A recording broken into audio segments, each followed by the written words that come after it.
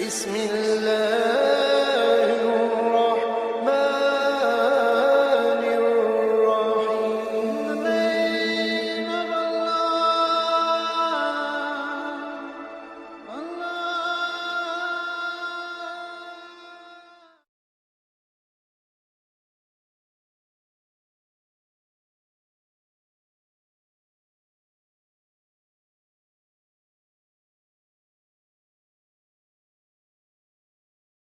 الرحیم والسماء ذات البروج. سورۃ البروج ترتیب کے لحاظ سے یہ 85 نمبر سورہ ہے اور نزول کے اندر 27 ہے. مکی سورہ ہے.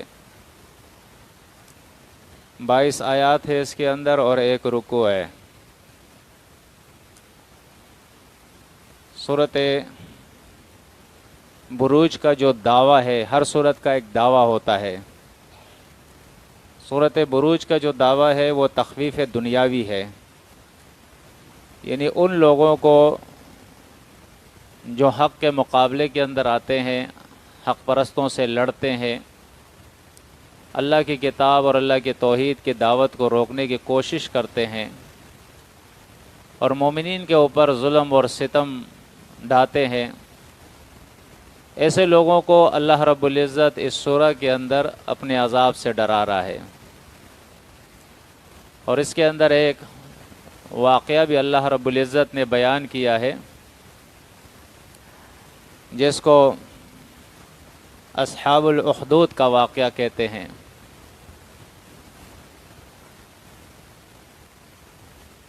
اس واقعے سے پہلے 3 آیات کے اندر اللہ رب العزت نے کچھ چیزوں کو گواہ بنایا ہے، قسم کھائی ہے کچھ چیزوں کے اوپر. والسماء ذات البروج، شاید ہے آسمان بروج والا. بروج بھی باراجیم، برج اس کی جمع ہے. اس کے اندر مفسرین کے کئی اقوال ہے کہ بروج سے مراد کیا ہے. بعض لوگوں نے بروج سے مراد جو ہے، اگرچہ اس کے معنی اصل جو لفظی معنی ہوتے ہیں وہ ہوتے ہیں ظاہر ہونے کے، لیکن اس سے مراد کیا ہے تو اس کے اندر کئی اقوال ہے کہ بروج سے مراد، کسی نے کہا اس سے ستارے مراد ہے، کسی نے کہا اس سے جو ہے ستاروں کے ظاہر ہونے کی جگہ اس سے مراد ہے، کسی نے کہا اس سے جو ہے چاند اور سورج کے ظاہر ہونے کی جگہ جو ہے وہ مراد ہے. بہرحال مختلف اقوال ہے اس کے اندر، لیکن میں سمجھتا ہوں کہ جس چیز کی تشریح قرآن کے کسی لفظ کی تشریح خود قرآن کر لے، اس سے بہتر تشریح کوئی اور نہیں ہو سکتی ہے. تو اس سلسلے میں آپ دیکھیں قرآن مجید کے اندر ایک تو سورۃ حجر ہے. سورہ حجر کے اندر آیت نمبر 16 کے اندر آپ دیکھیں اللہ بیان فرماتا ہے وَلَقَدْ جَعَلْنَا فِي السَّمَاءِ بُرُوجًا وَزَيَّنَّاهَا لِلنَّاظِرِينَ وَحَفِظْنَاهَا مِنْ كُلِّ شَيْطَانٍ رَجِيمٍ إِلَّا مَنِ اسْتَرَقَ السَّمْعَ فَأَتْبَعَهُ شِهَابٌ مُبِينٌ. تو یہاں اللہ فرماتا ہے وَلَقَدْ جَعَلْنَا فِي السَّمَاءِ بُرُوجًا، ہم نے آسمان کے اندر بروج بنائے ہیں، ٹھہرائے ہیں. وَزَيَّنَّاهَا لِلنَّاظِرِينَ، اور اس آسمان کو ہم نے دیکھنے والوں کے لیے خوبصورت بنا دیا ہے. وَحَفِظْنَاهَا مِنْ كُلِّ شَيْطَانٍ رَجِيمٍ، اور اس آسمان کو ہم نے ہر شیطان مردود سے جو ہے وہ محفوظ کر دیا ہے۔ الا من استرق السمع فاتبعه شهاب مبین، مگر وہ کوئی جو چھپکے سے کان لگا دے تو اس کے پیچھے جو ہے شہاب مبین، وہ شعلہ ظاہر جو ہے وہ آ جاتا ہے۔ اب قرآن کی دوسری آیات کے اندر اگر ہم دیکھیں گے اور احادیث کے اندر دیکھیں گے تو ہمیں معلوم ہوگا کہ آسمان کو جس چیز سے اللہ نے مزین کیا ہے وہ تین چیزیں ہیں، سورج ہے، چاند ہے، ستارے ہیں۔ لیکن خاص طور پر ستاروں کے بارے میں آتا ہے کہ مشرکین نے اپنے بہت سارے عقائد اس سے وابستہ کیے ہوئے تھے کہ کوئی اچھا آدمی مرتا ہے تو ستارہ گرتا ہے، اسی طرح کے اور کچھ اقوال جو ہے انہوں نے مشہور کیے تھے، ہمارے یہاں بھی ہے۔ تو اللہ کے نبی صلی اللہ علیہ وسلم نے ان کے عقیدے کی تردید کرتے ہوئے فرمایا کہ ستاروں کو اللہ رب العزت نے تین مقاصد کے لیے پیدا کیا ہے۔ ایک یہ آسمان کی زینت ہے، اس سے اللہ نے آسمان کو خوبصورت کیا ہے۔ دوسرا یہ کہ مسافر اس سے راہ پاتے ہیں جب سفر کرتے ہیں، خاص طور پہ سمندری سفر جو ہوتا ہے۔ تیسرا جو ہے یہ شیطانوں کو مارنے کے لیے ہے۔ تو قرآن اور سنت دونوں سے یہ معلوم ہوتا ہے کہ چاند اور سورج کے اندر یہ صفت نہیں ہے کہ اس سے شیطانوں کو مارا جاتا ہے، یہ صفت جو ہے صرف ستاروں کے اندر ہے کہ اس سے شیطانوں کو مارا جاتا ہے۔ یہ شیطانوں کے مارنے کے لیے ایک قسم کے تیر ہے۔ یہ دوسری سورہ جو ہے آپ دیکھیں سورہ الفرقان ہے۔ سورہ فرقان کے اندر بھی اللہ رب العزت نے آیت نمبر 61 کے اندر بیان فرمایا ہے، اور اس کے اندر زیادہ تفصیل ہے۔ پھر تفصیل سے مراد یہ ہے کہ اللہ نے فرق کر دیا اس کے اندر۔ فرمایا تبارک الذی جعل فی السماء بروجا وجعل فیہا سراجا وقمرا منیرا، برکت والی ہے وہ ہستی جس نے آسمان کے اندر بنائے ہیں بروج ایک، وجعل فیہا سراجا دو، وقمرا منیرا تین۔ تو دیکھو یہاں تینوں چیزوں کو الگ کر دیا ہے۔ ستاروں کے لیے اللہ رب العزت نے لفظ بروج کو استعمال کیا ہے، اور سورج کے لیے اللہ رب العزت نے سراجن کا لفظ استعمال کیا ہے، یہ اس کی صفت ہے۔ اور چاند کے لیے اللہ رب العزت نے وقمرا منیرا استعمال کیا ہے۔ تو اس طرح قرآن سے یہ بات ثابت ہو گئی کہ بروج سے مراد جو ہے وہ ستارے ہیں۔ یہ سب سے زیادہ اچھی، بہتر اور قوی تفسیر ہے۔ فرمایا والسماء ذات البروج، قسم ہے آسمان کی، یا دوسرا معنی اس کا بنتا ہے شاید ہے آسمان، ذات البروج ستاروں والا۔ دیکھیں واضح ہو گیا معنی، اس سے پہلے واضح نہیں تھا کہ بروج کا کیا معنی ہے، تو یہاں واضح ہو گیا کہ آسمان جو زینت والا ہے، ایک معنی اس کا یہ بھی ہو سکتا ہے۔ اور دوسرا معنی جس سے اچھی پہچان ہو وہ یہ ہے کہ قسم ہے آسمان کی ستاروں والے، قسم ہے آسمان کی جو ستاروں والا ہے۔ والیوم الموعود، اور قسم ہے اس دن کی جس کا وعدہ کیا گیا ہے۔ اب یہاں پہ یوم تو دن کو کہتے ہیں، الیوم اس پہ داخل ہو کے وہ خاص ہو گیا، اور موعود جو ہے اس کے اوپر بھی الف لام داخل کر کے اس کو خاص کر دیا گیا۔ موعود اس میں مفعول ہے، یعنی وعدہ کیا گیا۔ اب وعدہ کیا گیا اس سے مراد جو ہے وہ قیامت کا دن ہے، اور اس کے اندر کوئی دوسرا قول مفسرین کا نہیں ہے کہ موعود سے مراد کوئی اور بھی چیز ہو سکتی ہے۔ تو یہ اتفاقی تفسیر ہے کہ یہاں یوم موعود سے مراد جو ہے وہ قیامت کا دن ہے، تو معنی اس کا یہ ہوا شاید ہے وہ دن قیامت کا، شاہد ہے آسمان ستاروں والا، شاہد ہے وہ دن قیامت کا، وشاہد و مشہود. اس میں سب سے زیادہ اقوال ہے مفسرین کے کہ شاہد سے کیا مراد ہے، مشہود سے کیا مراد ہے. بہرحال اس میں بہتر جو تفسیریں ہیں وہ میں آپ کو بیان کر دوں کہ شاہد سے مراد جو ہے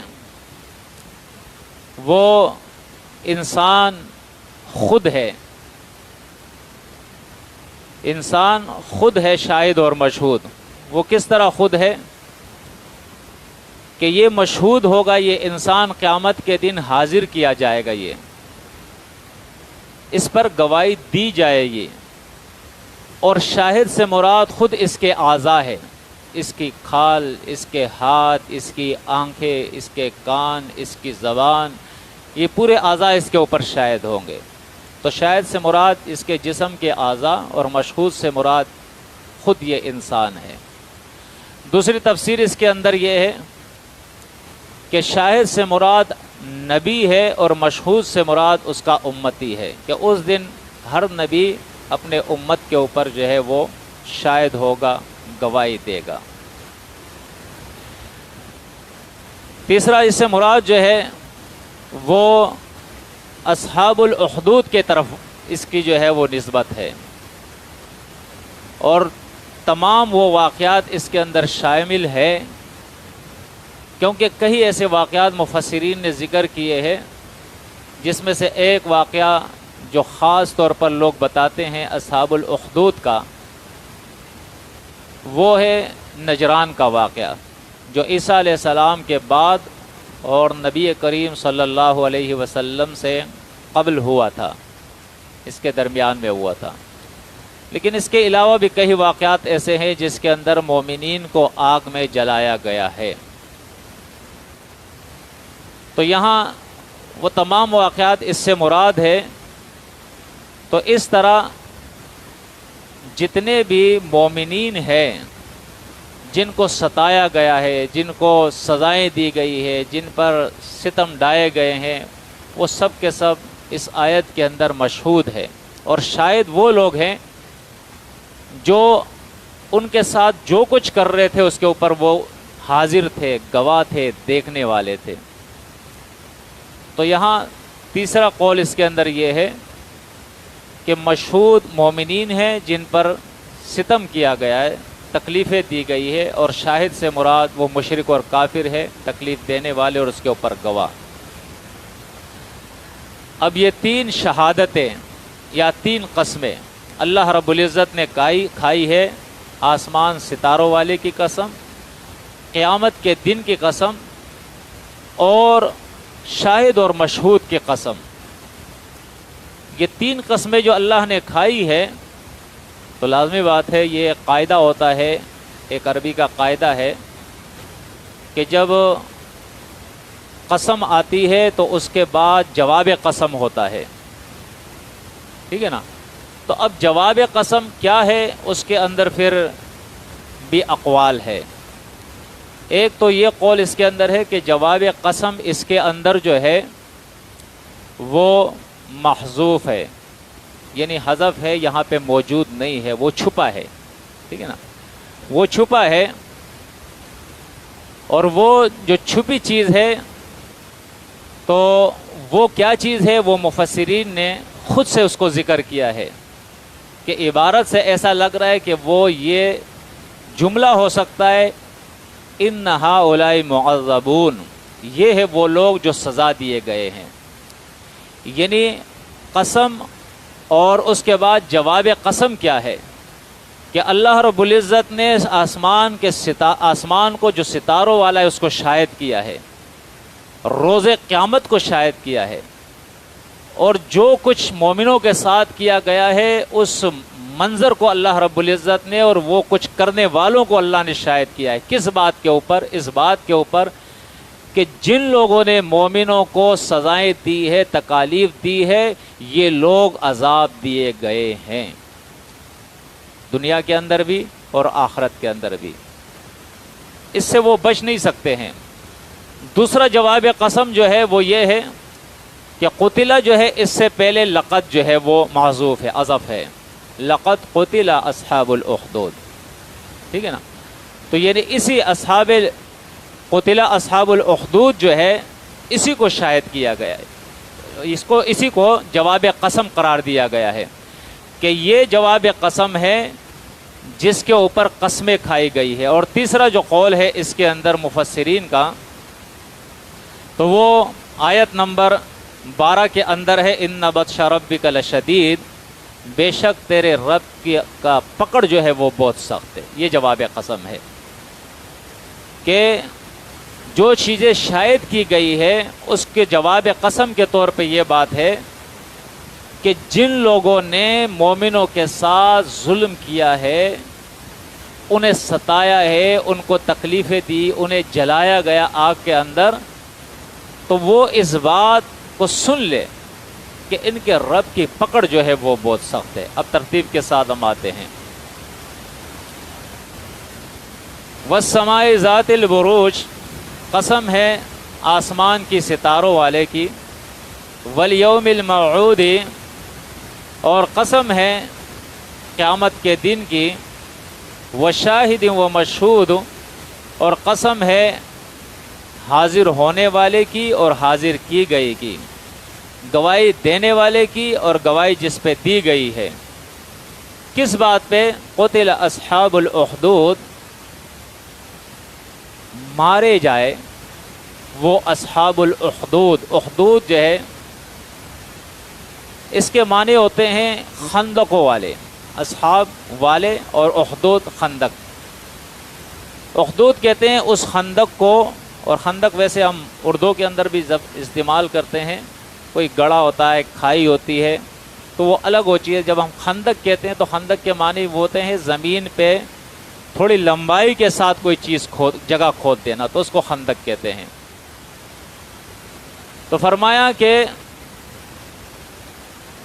لعنت کی گئی ہے، مارے گئے، ہلاک ہو جائے، تباہ اور برباد ہو جائے، کون؟ وہ خندقوں والے، یعنی جنہوں نے خندقیں کھودی ہے مومنوں کو جلانے کے لیے۔ اب اس کے آگے جو ہے اس کا جو بدل ہے وہ اللہ رب العزت ظاہر کر رہا ہے کہ وہ کیا ہے؟ النار، وہ ہے آگ، ذات الوقود، ایندھن والا، وقود ایندھن والا، وہ آگ جو ایندھن والی تھی وہ انہوں نے تیار کی تھی۔ اذ ہم علیہا قعود، اذ ہم جب تھے یہ، علیہا اس کے اوپر، قعود بیٹھے ہوئے۔ تو یہاں علیہا کا معنی جو ہے وہ لیا ہے عندہا، اس کا معنی کیا لیا ہے؟ عندہا، اس کے قریب، کیونکہ آگ کے اوپر تو وہ نہیں بیٹھے تھے جنہوں نے خندقیں کھودی تھی، وہ تو آگ کے اوپر نہیں بیٹھے تھے۔ علیہا کے معنی تو یہ کہ اس کے اوپر بیٹھے ہو، تو آگ پہ وہ نہیں بیٹھے تھے، آگ کے پاس بیٹھے ہوئے تھے۔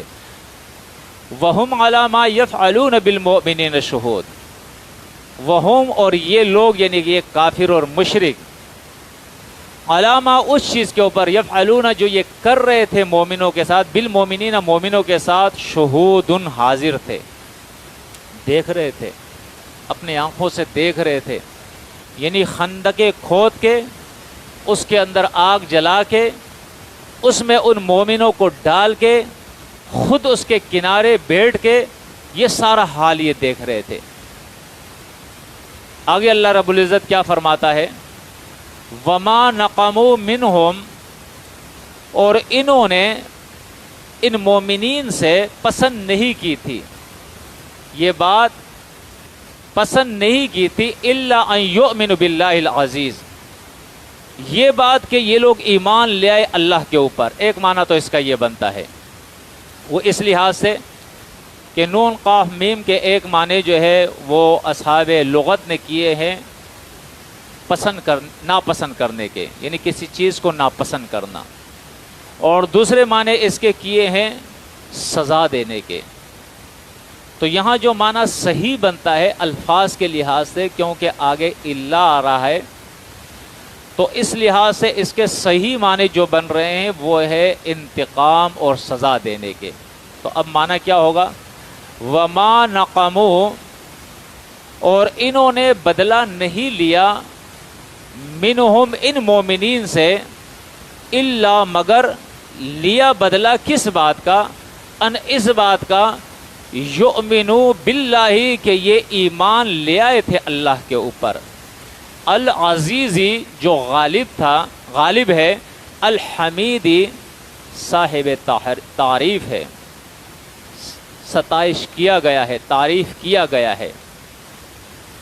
اب دیکھیں ان کا جرم بتایا جا رہا ہے کہ مومنین کو انہوں نے جلایا آگ کے اندر، ان کے لیے خندقیں کھودی، انہیں اذیتیں دی، یہ ساری انتقامی کارروائی جو انہوں نے کی ہے مومنوں کے خلاف، یہ کیوں کی؟ ان کا جرم کیا تھا؟ ان کا جرم صرف اتنا تھا، ان یؤمن باللہ العزیز الحمید، کہ یہ اس اللہ پر ایمان لے آئے تھے جو غالب ہے اور تعریف کیا گیا ہے۔ قرآن مجید کے اندر اگر ہم دیکھیں اس مضمون کو اللہ رب العزت نے کتاب مجید کے اندر دوسرے مقامات کے اوپر بھی اس کا ذکر فرمایا ہے۔ سورۃ المائدہ کے اندر آپ دیکھیں تو یہاں اللہ رب العزت آیت نمبر 59 کے اندر بیان فرماتا ہے، قل یا اہل الکتاب، کہو اہل کتاب، ہل تنقمون منا، تم ہم سے ناپسند نہیں کرتے ہو۔ یہاں دیکھیں اب اس معنی کے اندر آیا، تم ہم سے ناپسند نہیں کرتے ہو، الا ان مگر یہ بات، آمنا باللہ کہ ہم ایمان لے آئے اللہ کے اوپر، وما انزل الینا اور اس کتاب پر ہم ایمان لے آئے ہیں جو نازل کی گئی ہے ہمارے طرف، وما انزل من قبل اور جو کتابیں نازل کی گئی ہے اس سے پہلے۔ بس اس بات کو تم ناپسند کرتے ہو، یا اس بات کی وجہ سے تم ہمیں انتقام کا نشانہ بناتے ہو، ہمیں سزائیں دے رہے ہو۔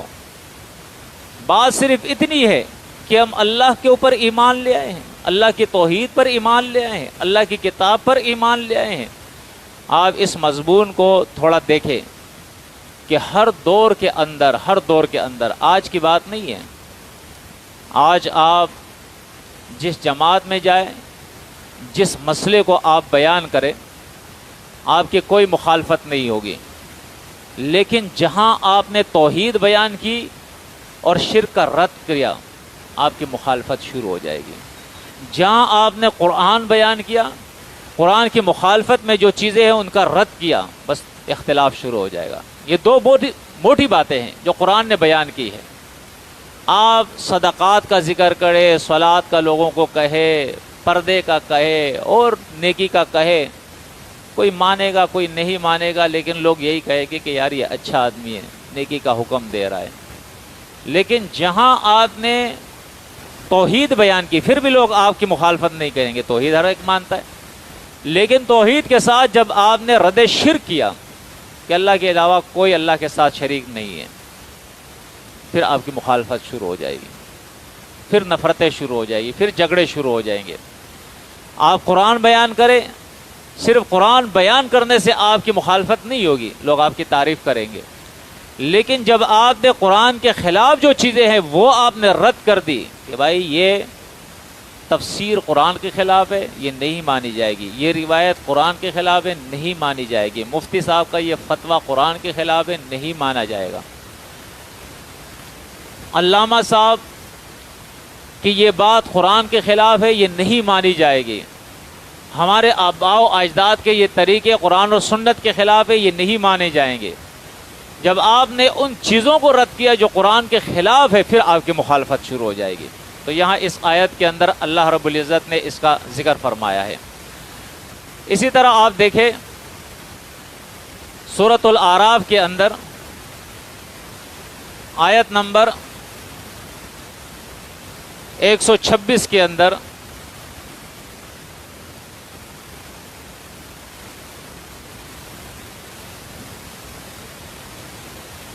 اللہ رب العزت بیان فرماتا ہے،